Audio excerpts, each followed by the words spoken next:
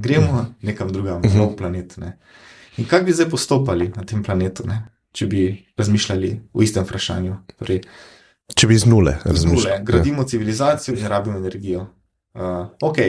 Najprej bi pogledali, če so kakšni fosilni viri, to če je kaj shranjenega ne, in je treba to uporabiti. Ampak vedeli bi pa, da je to dolgoročen projekt in da mi moramo tukaj imeti vire energije. Ne.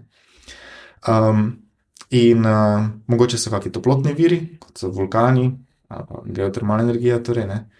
Ampak najverjetneje je ogromno vetra zaradi spremembe med dnevom in nočjo, med letnimi časi, in potem te spremembe se kažejo kot veter, in najverjetneje ogromno sončnega sevanja. Ne. To je zelo verjetno. Ta dva vira prva padeta na pamet, ne, ki bosta tukaj za zmeraj. In so mesta, kjer sta zelo močno prisotna, ta dva vira, ne, so osončene regije in so zelo vetrovne regije. Potem bi pa razmišljali mogoče o čem novem, kot so to dolgoročna te jedrske raziskave, ki naj bi privedle nekoč do elektrarn, ki simulirajo procese v Soncu. Ne.